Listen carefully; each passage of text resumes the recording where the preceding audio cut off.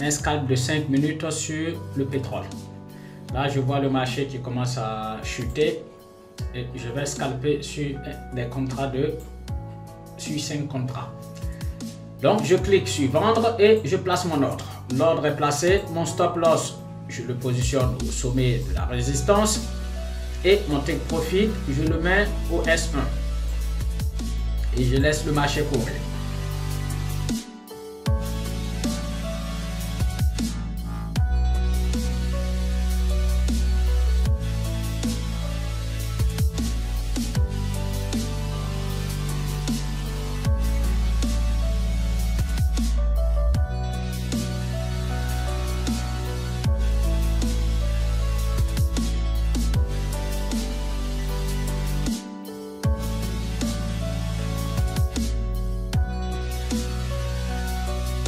Donc je clôture ma position. Position clôturée. Parce que la bougie est venue fermer, clôturer. Donc le prix a fermé au-dessus de mon trait. Donc je sors parce que il y a changement de tendance. Donc le marché va monter légèrement avant peut-être de chuter. Mais je vois bien là ce trait. Le prix a bondi dessus une fois, 2 fois et une 3e fois. Si le prix n'arrive pas à casser ce trait, on pourra probablement aller à la hausse. Là, je vois le prix qui commence à chuter. Donc c'est simple, hein? Je me positionne en vendeur, je prends le nombre de contrats et je valide mon ordre. Une fois que l'ordre est validé, je clique sur le bouton de mon point d'entrée, je glisse le stop, je le mets là, hop, on est en 5 minutes et mon take profit, je le mets à 100, ouais, je le mets à 200. Voilà, take profit réglé à 200 €. Et je laisse le trade tourner.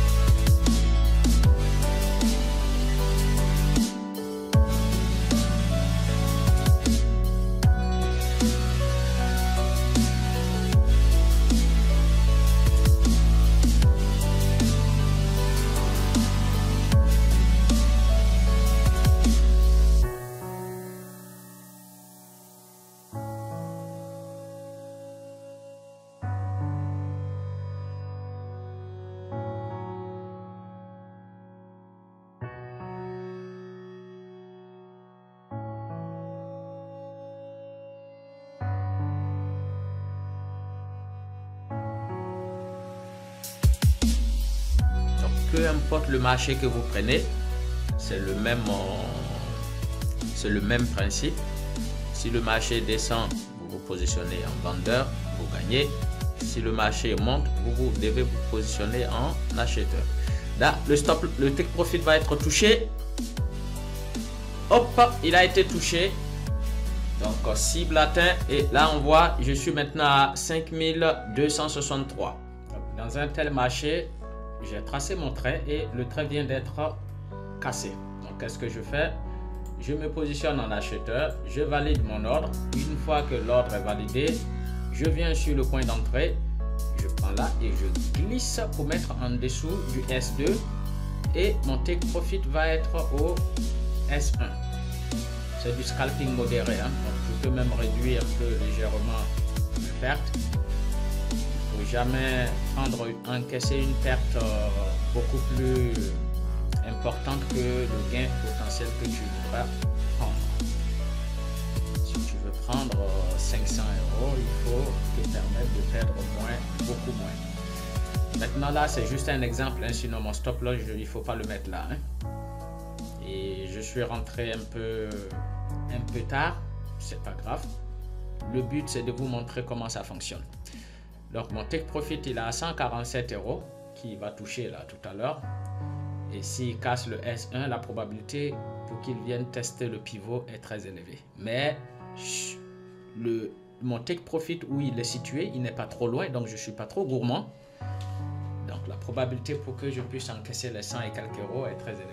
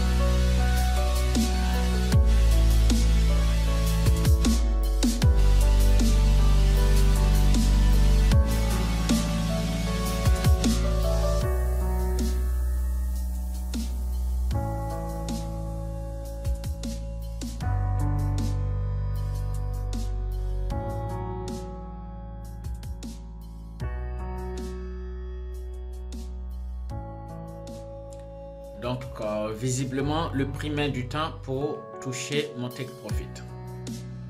Je patiente un peu encore.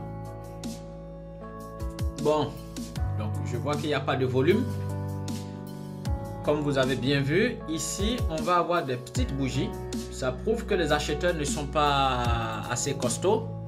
Donc, ce que je vais faire, je vais fermer ma position et prendre 94 €. Voilà, position encaissée, le gain s'ajoute directement. On est maintenant à 5356 €. On continue. Position repérée sur l'euro-dollar. Je me positionne en acheteur, j'agrandis. Pareil, je clique sur le petit point d'entrée, je mets mon stop loss au pivot. Je l'approche au R1 et je laisse le trade courir.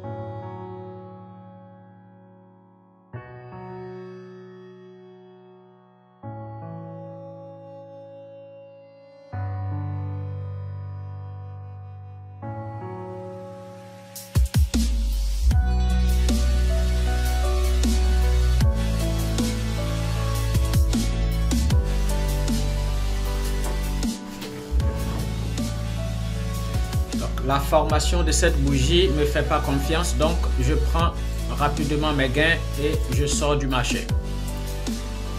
Je clique là, fermer, hop, et je prends les 19 € ou les 12 €.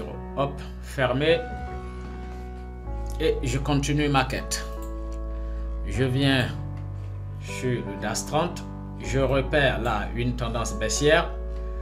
Encore, je me positionne en vendeur. Hop. Je peux placer déjà mon stop loss avant de valider l'ordre 1 et mon take profit au S2 et ordre validé. Je laisse le trade courir, j'ai agrandi pour qu'on voit bien. Voilà. Mon take profit est au S2. Déjà, on est en dessous du pivot, donc on entame une tendance baissière. Le prix n'a pas pu progresser jusqu'au pivot. Donc il a pivoté au niveau du S1. Donc la probabilité pour qu'il vienne tester le S2 est très élevée. C'est pour ça que je suis rentré en position. Je vous laisse apprécier le trade.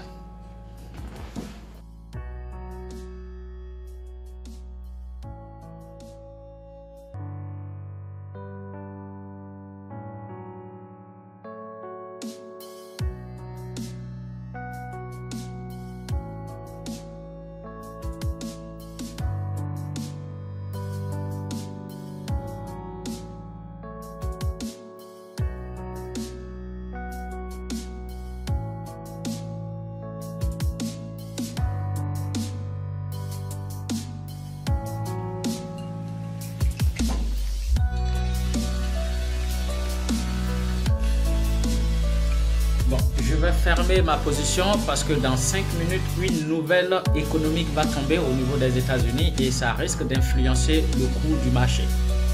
Donc, je ferme ma position. Donc, je coupe manuellement ma position. Je prends les 34 euros et je sors du marché. Ça me permet d'attendre parce que je ne connais pas le résultat de ces nouvelles-là. Et ces nouvelles vont concerner l'euro-dollar.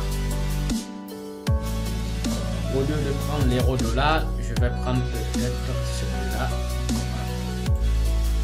Et j'attends.